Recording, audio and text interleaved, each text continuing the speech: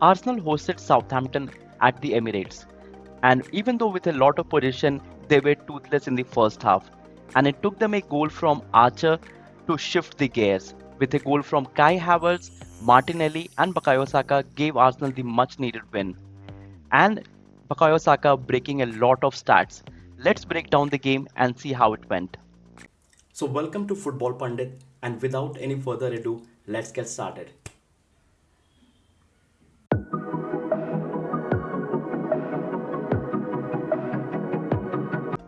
Now, Arsenal started on the front foot with dominating most of the ball and playing throughout the first half in Southampton's half, where even though they were trying to make some good chances, they were trying to play through their usual way, they were not able to threaten Ramsdale or Southampton's defense in general, where their first shot on target came from Thomas Partey near the end of the first half. And even though with a lot of factors going towards Arsenal, they did not trouble Ramsdale, if I have to say. They did make some couple of good chances, but the shot either went wide or it was a bit off. So they didn't look threatening at all. And even the shot from Thomas Partey, it was a shot that was from outside the box. Ramsdale did make a good save, but it was not something that could really affect Arsenal. Maybe Sterling could have done a bit better when he was trying to catch the ball, which rebounded off Ramsdale. But that was it. There was not much going on for Arsenal apart from dominating the ball and moving the ball from one place to the other. Against the run of play, Southampton were the one who took the lead first, and in the 55th minute of the game, Archer, with the help of a brilliant counter from Southampton, he was able to score the goal. It was a wonderful finish from him. There was a lot of debate over the internet where most of the people said that Sterling, there was a foul on Sterling. The player came from Sterling's back and took the ball from him. But if you really have to see the highlights again, and if you see that moment, you see that Sterling was really casual in his approach. He could have maybe stood a bit more firm, and he easily loses the ball, which then goes to the counter, and then Archer scores a beautiful goal. So if I have to say, I don't think like it was a foul on Sterling. The ball was easily lost by him, even though he comes from behind, but it's still okay. It was not something like a rash tackle where he put on a tackle from behind and then he won the ball. It was just like a body to body shake off, and then Sterling loses the ball. And even though Kai Havertz was not impactful in the first half, he steps up just 3 minutes later with a wonderful goal from his left foot. Now, I was pretty amazed when I saw him hit this well. It goes and hits on the post and then goes into the goal. I have never seen Kai Havertz shoot with power, and that is something that I have always questioned him for. He is a beautiful player. He knows the spaces. He makes good runs, but when it comes to shooting, again, not to take away his heading ability, he is very good with the heading as well. But when it really comes to shooting, I really don't see power in his shot. He has a bit of placement where he can place the ball properly, but when it comes to power, I just don't feel that he generates that much of power that is needed for a striker. But this goal took me back. He shot it so well with so much of power, and it was something that Arsenal needed quickly. And Kai Havertz came up and responded for it. And in just the 3 minutes of time, Arsenal were back on level terms with 1-1. In the 68th minute of the game, Arsenal take the lead for the first time. From a beautiful cross from Bukayo Saka to find Martinelli's run on the far post, and Martinelli finishes the ball in style. This really erupts the Emirates Stadium, and Arsenal take a 2-1 on the 68th minute of the game. Now, there was some time taken by the VAR officials before the goal was given for an offside check on Martinelli's run. But I think for me it was pretty much obvious where the defender, he already has his elbow and his body a bit more inclined and a bit further than Martinelli's body. And I think it should have been an easy, but it took its own times. But I don't mind it until unless they give us the goal. That's what matters for me. In the closing stages of the game, Trossard finds himself in very good space and drives at the defender. Unfortunately, the defender is able to snatch the ball away from him, but it lands to our star boy, Bukayo Saka. And in the blink of a second, he finishes it off in style. That gives Arsenal a 3-1 lead in the 80th minute of the game. Now, before we start with the player ratings and some of the stats that were broken, I really wanted to discuss about Gabriel Jesus. Now, for me, he has been a disappointing. I always backed Gabriel Jesus because I saw him in his Arsenal career suffering a lot of injuries, and maybe I thought that you should give him a bit more time. But he has been there for the past couple of games, and it has just not been impactful. He has lot he has already lost his place to a center attacking midfielder turned striker in Kai Havertz, who, even though you might not see him performing at that level, but he does back it up with goals and assists on a consistent basis. I think he might be the most consistent player for Arsenal after Bukayo Saka. And Gabriel Jesus, even if we put him on in the front as a number 9 or we put him on wing, he's not pulling up any trees. For me, let me know your thoughts in the comment section. What should we do with Gabriel Jesus? For now, I think the spot has been taken by Kai Havertz, and I don't think the performance of Gabriel Jesus are helping as well. Even in the Carabao Cup, in the UCL, and in the Premier League games, he has not been adding any value to the Arsenal squad. So let me know your thoughts in the comment section. What do you feel? Should Arsenal just sell him off, or should they be a bit more patient with him, and maybe the good games will start flowing from him? Now, in terms of the match stat, Arsenal had 29 shots to Southampton 7. Shots on target were 7:2. Possession was 61:39. The passes were 526 to 345. And passing accuracy was 90 to 84%.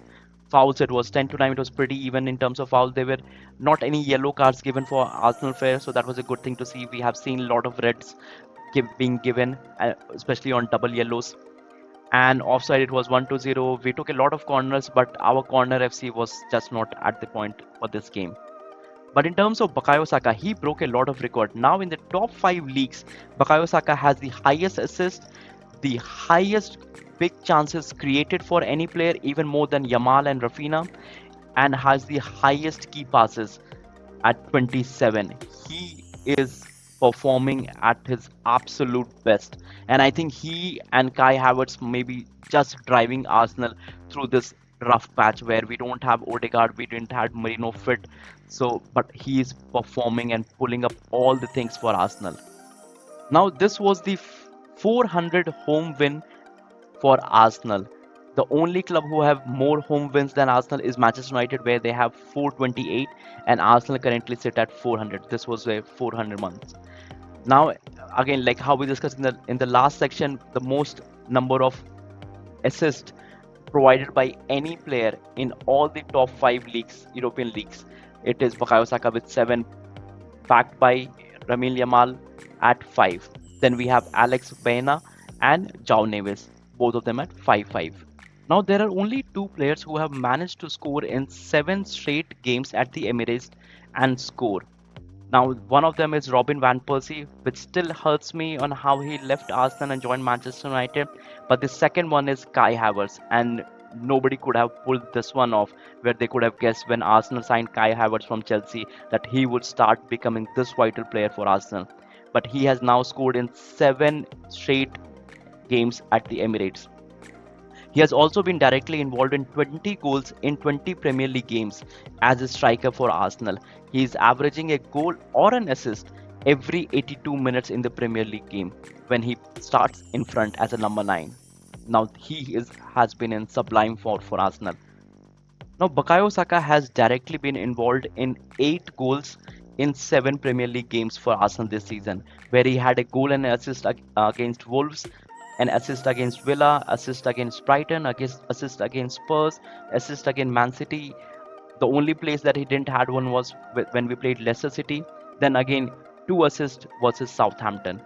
He is driving the Arsenal team. Bukayo Saka becomes the 5th winger in the Premier League to have scored or assisted 90 plus goals, and he's just 23 right now. The first one is Cristiano Ronaldo with 118, Sterling with 110, Giggs with 92, and now he is matched with Marcus Rashford at 91, and the 5th one is Theo Walcott.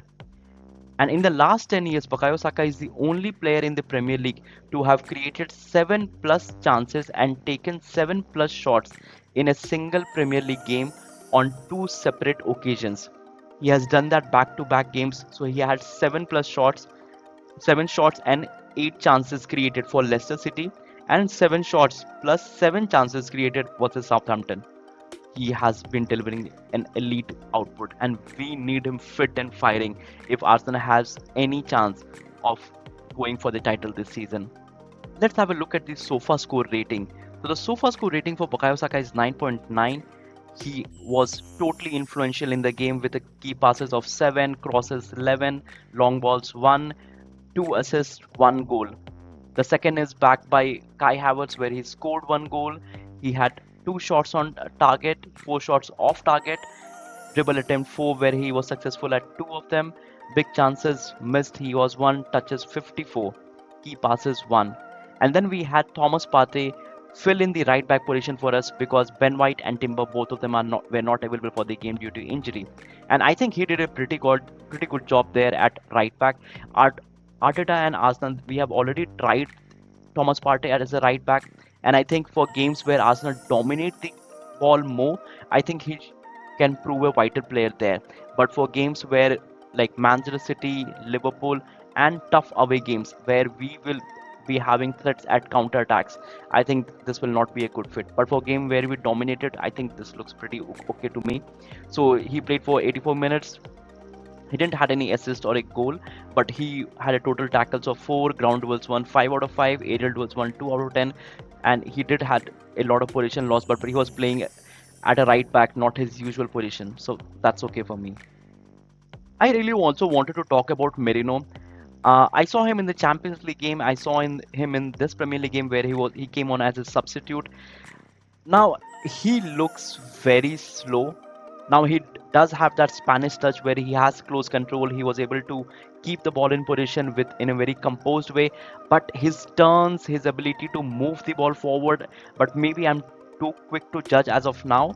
Maybe we should just give him time. He didn't had a preseason. He didn't had the training with Arsenal that was required. He came in and he just got off injured. So maybe after maybe 5, 6, or 10 games, I should start thinking about them. But I'm not seeing the kind of thing that I was looking into on Merino, where I thought he would be a left-sided player just like Martin Odegaard, but I don't see that happening, or at least for now. Maybe he changes my whole idea about him. But let me know your thoughts in the comment section. What do you feel about Moreno? What do you feel about Gabriel Jesus? And what changes should Arsenal make in the upcoming games? So that is the video then and there, people. Don't forget to like, share, and subscribe. And thank you so much for tuning in. Have a good day.